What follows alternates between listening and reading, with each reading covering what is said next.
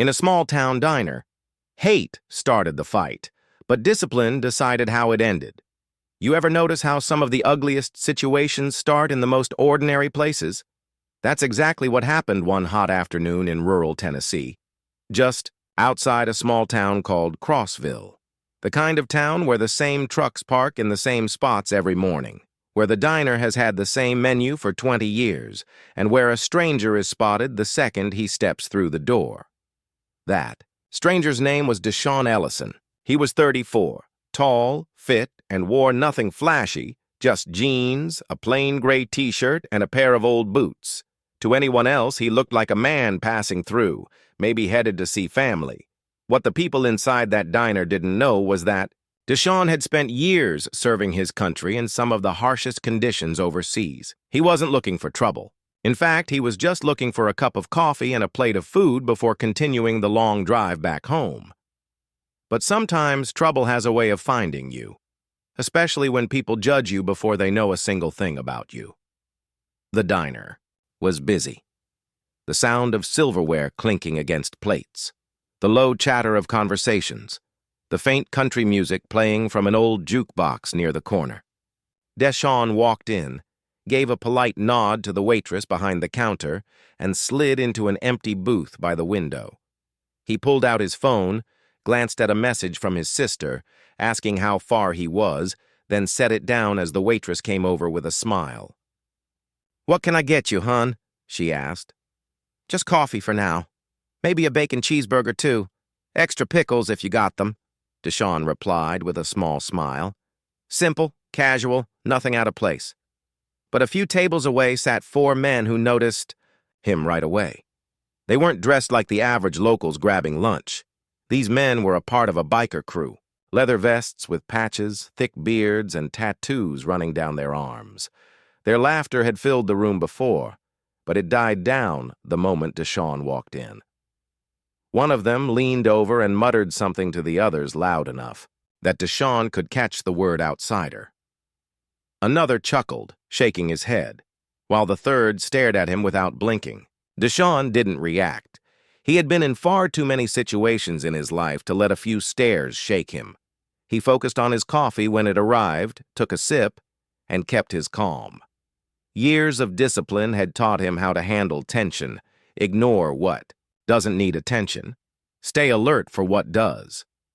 Still, he could feel their eyes on him, burning holes in his back, testing him.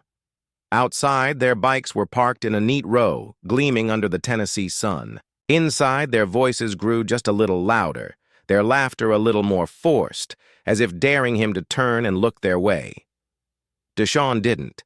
He simply chewed slowly when his food arrived, kept his head down, and acted like they weren't even there. He wasn't there to prove anything. He wasn't there to fight. But these men weren't used to someone not reacting to them. And when you've got people who thrive on intimidation, silence can sometimes be the spark that makes them push harder. But that was just the beginning, because the real trouble started when Deshaun stood up to leave. Deshaun slid a 20 under his plate, finished the last sip of his coffee, and stretched his shoulders before standing up. His meal had been good, the kind of greasy diner food that sits heavy but satisfying. He was ready to get back on the road, but the moment he rose from his seat, the low chatter inside the diner thinned out again. He could feel it. Those 4 bikers watching him like hawks. One of them, a tall guy with a red beard and a bandana tied around his head, leaned back in his chair and smirked. "Hey!" the man called out, his voice rough but sharp enough to cut through the diner noise. "Where? Are you headed, stranger?" Deshaun paused. He glanced toward the man, kept his face calm, then gave the simplest answer possible. "Just driving through." The man chuckled, nudged the guy beside him, then spoke louder. "Driving through, huh? Not too many folks just drive through here. What are you really doing?" The waitress froze in place halfway between tables. She looked at Deshaun as if to silently warn him. "Don't take the bait." Deshaun nodded politely, as if to acknowledge the question, then adjusted his jacket and kept walking toward the door. He wasn't looking to explain himself to anyone, but that quiet composure only seemed to make the bikers more interested. Another one, bald with a heavy frame and tattoos running up his neck, leaned forward. "Hey, Red, maybe he don't speak English," he joked, his voice booming. The other two laughed, but it wasn't the kind of laughter that lightens a room. It was the kind that weighs on it, meant to belittle. Deshawn stopped at the door, hand on the handle, and finally turned his head. His voice was calm, low, and firm. "I heard you just fine," he said. That silenced them for a beat. The smirk on Red's face faltered just slightly before it twisted into something meaner. "Then maybe you ought to answer when folks talk to you," Red shot back. Deshawn locked eyes with him, but only for a moment. "I did," I said. "I'm passing through." For a second, the diner was dead still. Even the jukebox seemed quieter. A trucker, sitting 2 booths away, pretended to keep eating, but was watching closely. The waitress shifted uncomfortably, wringing her notepad in her hands. Red leaned forward, his grin now more like a snarl. "You think you're too good to talk to us? That it?" Deshawn shook his head. "I don't think that at all.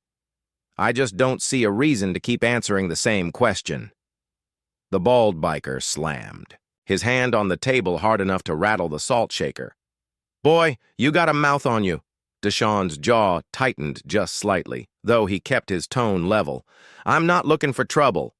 "Good," Red said, pushing his chair back. The legs scraped, loud across the floor.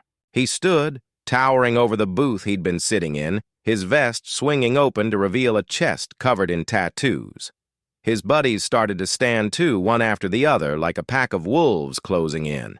That's when the diner owner, a man in his 60s with a white apron and tired eyes, stepped out from the kitchen. "All right, enough," he barked. "This is my place, not your clubhouse. Sit back down." Red turned his head slowly, glaring at him. "Ain't nobody asked you, old man." The owner didn't flinch. He just stared him down, hands on his hips. For a tense moment, it felt like the whole room might explode. But then Red smirked again, showing a gold tooth. "Fine," he muttered, sliding back into his chair. "We'll catch him later." The others laughed under their breath, but none of them looked away from Deshawn as he pushed open the door and stepped outside. The hot sun hit him like a wall, the smell of oil and asphalt filling his nose. He adjusted his sunglasses and headed toward his truck, but in the reflection of the glass door behind him, he saw them rising to their feet again. But this time, they weren't planning to let him just walk away. Deshawn slid a 20 under his plate, finished the last sip of his coffee, and stretched his shoulders before standing up. His meal had been good. The kind of greasy diner food that sits heavy but satisfying. He was ready to get back on the road. But the moment he rose from his seat, the low chatter inside the diner thinned out again. He could feel it. Those 4 bikers watching him like hawks.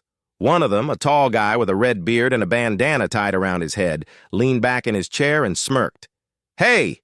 the man called out, his voice rough but sharp enough to cut through the diner noise. "Where are you headed, stranger?" Deshawn paused. He glanced toward the man, kept his face calm, then gave the simplest answer possible. "Just driving through?" The man chuckled, nudged the guy beside him, then spoke louder. "Driving through? Huh? Not too many folks just drive through here. What are you really doing?" The waitress froze in place halfway between tables. She looked at Deshawn as if to silently warn him. "Don't take the bait." Deshawn nodded politely, as if to acknowledge the question, then adjusted his jacket and kept walking toward the door.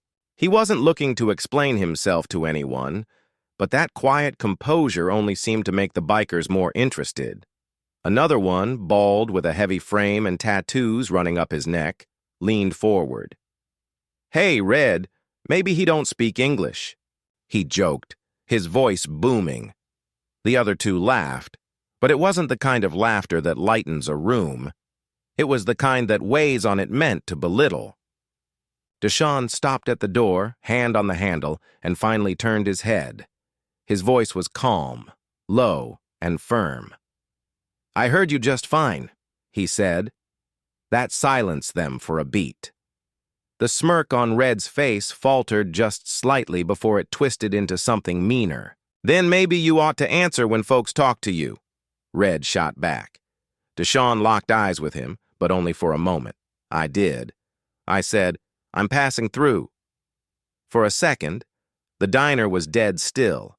Even the jukebox seemed quieter. A trucker sitting 2 booths away pretended to keep eating, but was watching closely. The waitress shifted uncomfortably, wringing her notepad in her hands. Red leaned forward, his grin now more like a snarl. "You think you're too good to talk to us? That it?" Deshawn shook his head. "I don't think that at all. I just don't see a reason to keep answering the same question." The bald biker slammed his hand on the table hard enough to rattle the salt shaker. "Boy, you got a mouth on you." Deshawn's jaw tightened, just slightly, though he kept his tone level. "I'm not looking for trouble." "Good," Red said, pushing his chair back. The leg scraped loud across the floor.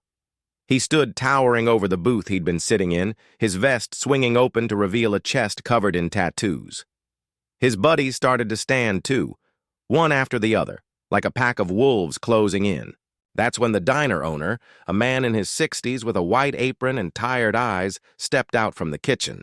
"All right, enough," he barked. "This is my place, not your clubhouse." "Sit back down." Red turned his head slowly, glaring at him. "Ain't nobody asked you, old man." The owner didn't flinch. He just stared him down, hands on his hips. For a tense moment, it felt like the whole room might explode, but then Red smirked again, showing a gold tooth. "Fine," he muttered, sliding back into his chair. "We'll catch him later." The others laughed under their breath, but none of them looked away from Deshawn as he pushed open the door and stepped outside. The hot sun hit him like a wall, the smell of oil and asphalt filling his nose. He adjusted his sunglasses and headed toward his truck, but in the reflection of the glass door behind him, he saw them rising to their feet again. But this time, they weren't planning to let him just walk away. The fist came fast, but Deshawn's reflexes were faster. Years of combat training don't just disappear when you retire. They live in your muscles, in the way your eyes read movement before it happens.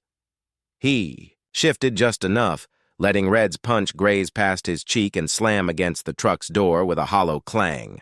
Red cursed, shaking his hand in pain. His buddies roared with laughter at first, but the sound carried a nervous edge. They hadn't expected Deshawn to move so calmly, so smoothly, like he'd rehearsed it 1,000 times. Deshawn didn't raise his fists. He just straightened his stance, eyes locked on Red. "I told you I don't want trouble. Walk away. That only stoked their fire." Bald guy stepped in, trying to blindside him with a shove. Deshawn pivoted, letting the weight slide past him, and the biker stumbled into the side of the truck. Gravel scattered under his boots. The wiry one spat on the ground again, his grin wide and reckless. "He thinks he's slick, boys. He thinks he's some kind of fighter." "Not thinking," bald guy growled, regaining his balance. He's asking for it. The 4 of them closed tighter, their shadows blotting out the sunlight around Deshawn. The sound of cicadas buzzed in the distance, the air thick with heat. Inside the diner, faces pressed to the glass, watching silently. Across the street, the couple at the gas station had slipped back into their car but hadn't driven off. Red stepped forward again, clutching his sore hand, but fueled by rage. "You think you can walk in here, eat in our place, talk back to us, and get away with it?" Deshawn's voice cut sharp through the heat.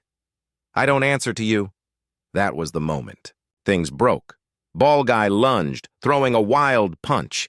Deshawn sidestepped, grabbed his wrist mid-swing, and twisted just enough to send him sprawling into the wiry one.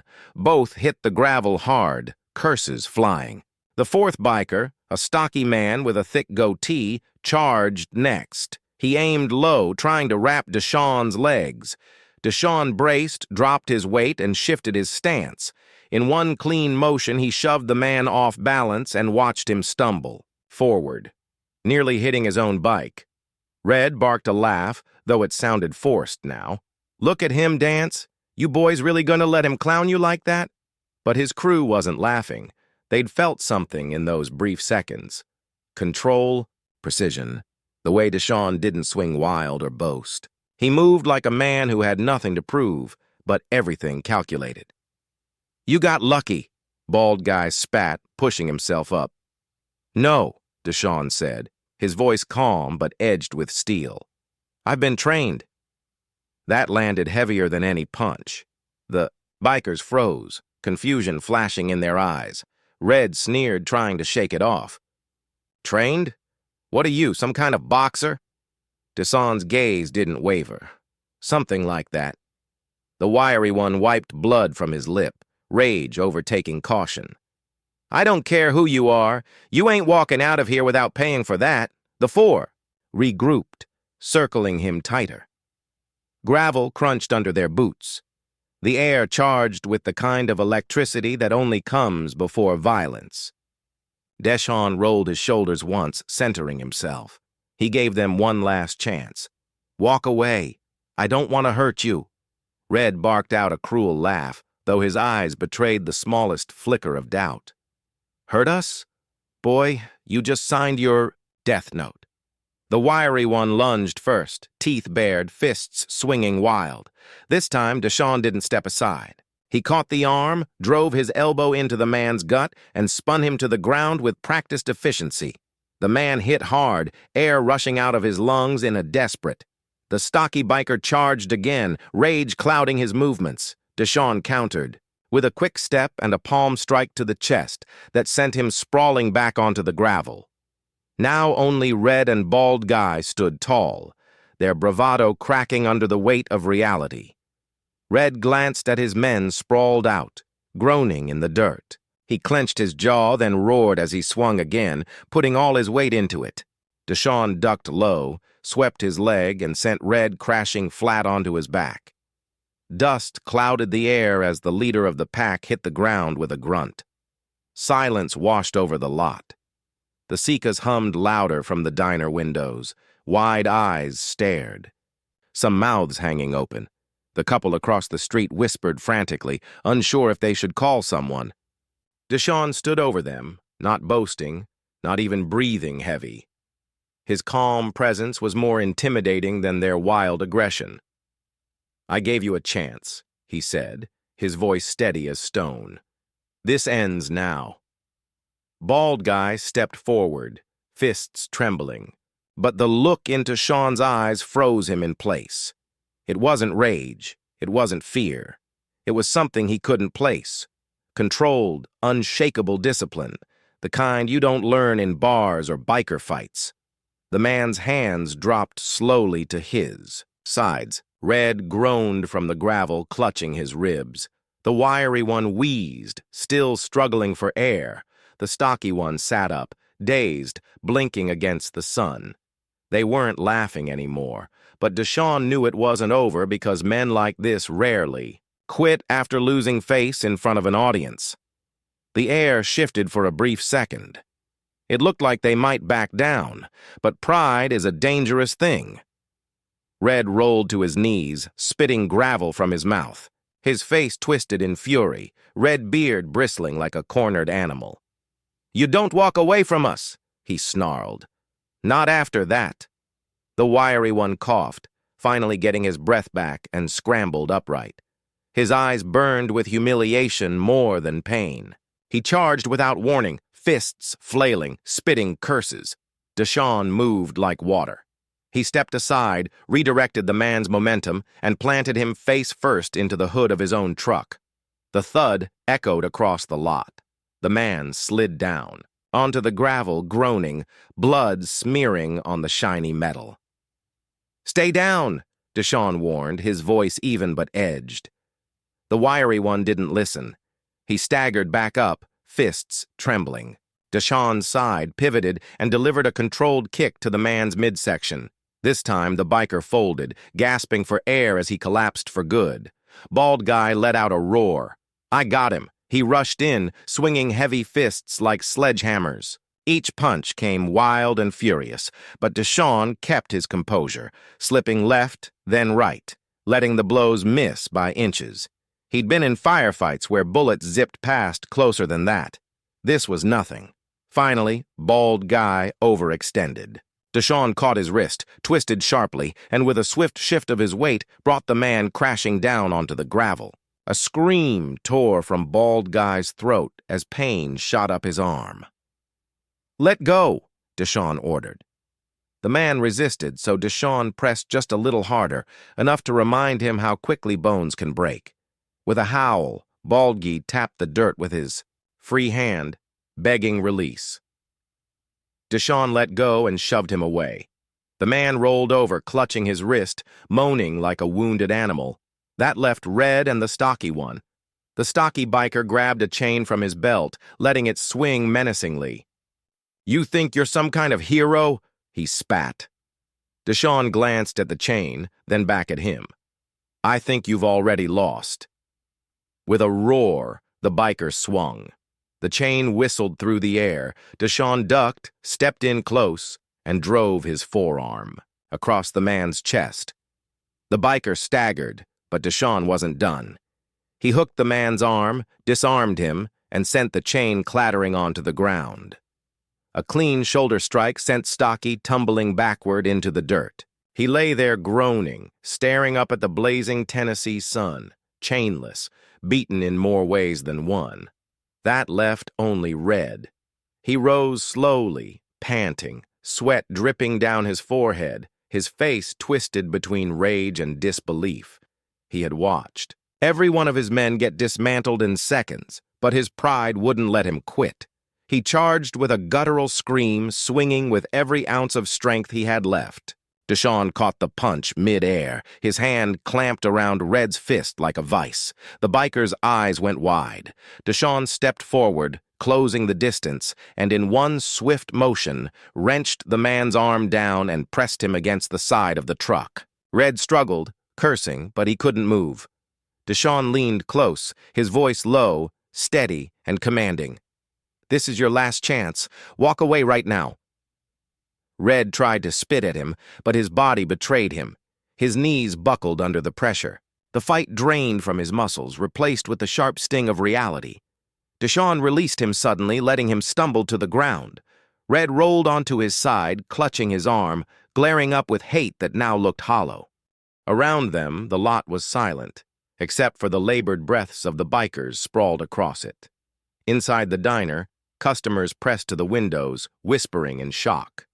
Across the street, the couple at the gas station finally fumbled for a phone, probably debating whether to call the sheriff. Deshawn stood tall, shoulders squared, not a scratch on him. His breathing was controlled, his expression calm. He hadn't gone for the kill. He hadn't bragged. He hadn't even raised his voice. He had just shown them without question that they were playing in a game far out of their league. The bikers groaned, some trying to crawl to their feet, others still clutching ribs and stomachs. Red spat in the dirt, his voice. "What the hell are you?" Deshawn looked down at him, his shadow long across the gravel. "I served Navy SEAL." The words hit harder than any strike. The four bikers stared, their eyes wide. For the first time, they understood who they had been messing with, and the shame of it burned worse than the bruises. But Deshawn knew the aftermath was only beginning. Because fights like this never end clean when pride and hate are involved. The gravel lot looked like a battlefield, though only one man remained, standing. Deshawn wiped the sweat from his forehead with the back of his hand. His eyes, scanning the four bikers sprawled across the ground. None of them were in any condition to keep fighting. Groans and curses filled the hot air, broken only by the buzz of cicadas and the faint clang of the diner's doorbell as it swung open. The owner stepped outside, his apron stained, his face tight with concern. A couple of waitresses peeked from behind him, whispering nervously. The old man cleared his throat. "Son," he said carefully, looking at Deshawn. "You all right?" "I'm fine," Deshawn replied, his voice steady. His chest rose and fell in even rhythm as though he hadn't just dismantled 4 grown men. The owner nodded, then cast his eyes toward the bikers on the ground. His tone shifted, sharper now. "You 4, you brought this on yourselves. Don't think anyone here didn't see what happened." The bald biker groaned, clutching his wrist while the wiry one spat blood into the dirt. Red sat, up slowly, his eyes still burning with humiliation, though his body trembled with exhaustion. "We'll see about that," Red muttered. "This ain't over." Deshawn's gaze locked on him, firm and unshaken. "It's over when you decide to walk away. Keep pushing, and you'll regret it more than you already do." For a moment, silence stretched across the lot. Then the sound of sirens broke through the heavy air. Someone, maybe the couple at the gas station, maybe a diner patron, had called the sheriff. The flashing lights grew closer until a county cruiser pulled into the lot, tires crunching the gravel. 2 deputies stepped out, one older with gray in his hair and one younger, barely 30. Both took in the scene with raised brows. "What in the world happened here?" the older deputy asked, his draw heavy but his tone professional. The diner owner spoke first. "These 4 started it. That man right there just defended himself." He pointed to Deshawn. The younger deputy glanced at the bikers, then back at Deshawn. "You did this by yourself?" Deshawn gave a single nod. They gave me no choice. The deputies exchanged a look. The older one scratched his chin, eyeing the bruised and battered men on the ground. "Well, I don't see no weapons on him, and judging by the folks lined up at the window, there's plenty of witnesses." The bikers groaned louder, trying to twist the story. Red shouted hoarsely, "He jumped us!" "We were just talking," and he snapped. The waitress pushed the diner door open and stepped outside, her voice clear and strong despite her nerves. "That's a lie. Everyone saw you harass him inside. Follow him out here, and start swinging." He tried to walk away, her words hung in the air like a gavel striking. The deputies looked back at the bikers, their expressions firming. "You 4 need to clear out," the older deputy ordered. "And count. Yourselves lucky you're not getting hauled in for assault." Red tried to protest, but one glance from the deputy silenced him. Slowly, painfully, the bikers dragged themselves toward their motorcycles. Engines rumbled to life, one after another, coughing black smoke into the sky. Before mounting his bike, Red cast one last glare at Deshawn. "This ain't the last time you'll see us," he spat. Deshawn didn't flinch. He just stood steady, his calm presence louder than any threat.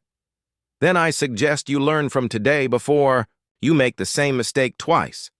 The bikers revved their engines and tore out of the lot, gravel spraying in their wake. The noise faded into the distance, leaving behind only the murmurs of relief from the onlookers. The deputies approached Deshawn again. The younger one spoke first. "You sure you're okay?" "I'm fine," Deshawn said. He adjusted his jacket and glanced at his truck, just trying to get home. The older deputy studied him for a long moment. "Military." Deshawn gave a slight nod. "Retired SEAL." Respect flickered in the deputy's eyes. He gave a slow nod in return. "Figured as much. The way you handled yourself, that wasn't no bar fight." Deshawn didn't respond. He didn't need to. The owner stepped forward, patting him lightly on the shoulder. "You did right, son. You kept your cool even when they didn't deserve it. Not everyone would have shown that kind of restraint." Deshawn glanced back at the diner windows where customers were still pressed against the glass.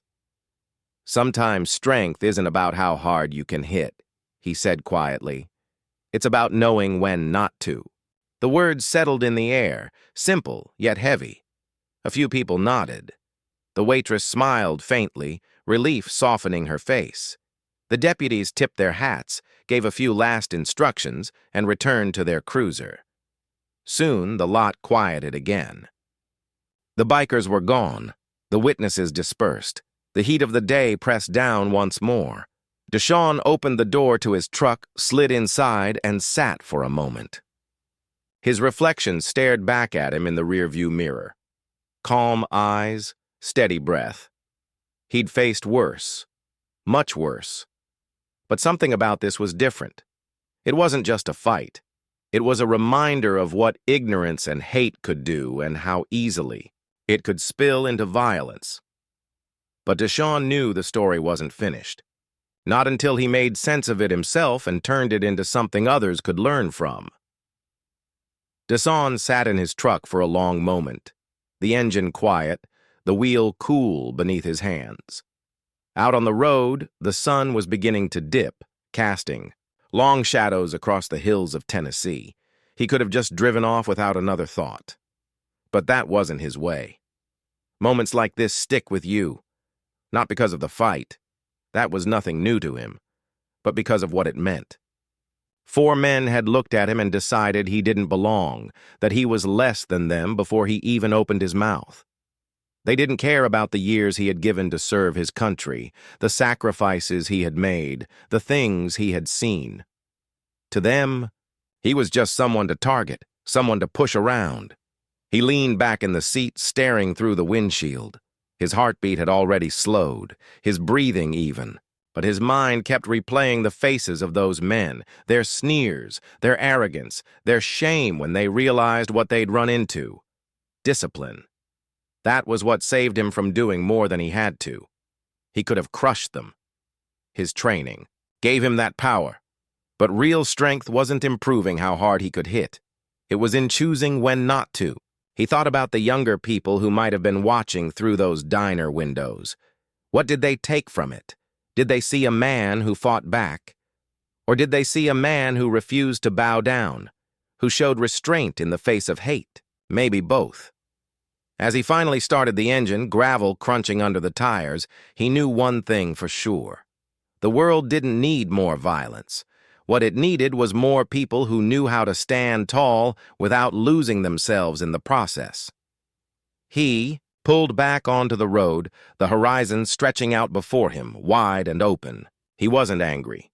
He wasn't bitter. He was grateful to still be here, to still have the strength to protect himself, and to know that his purpose went deeper than any fight in a diner parking lot. Because hate will always be out there waiting for a target. But how we respond, that's what defines us. And maybe, just maybe, those men would think twice the next time they decided to size someone up by nothing more than the color of their skin. So if you're watching this, take this with you. Don't let ignorance dictate how you live. Don't let hate push you into being someone you're not. And when you face people who want to drag you down, remember that real power isn't in destruction. It's in restraint, in dignity, in walking away with your head high. That's what separates people who just exist from people who lead. And if this story moved you, share it with someone who needs to hear it. Let it be a reminder that prejudice is never strength, and that true strength always comes with discipline. Because sometimes the greatest fight isn't the one with your fists. It's the one with yourself choosing who you'll be in the face of hate.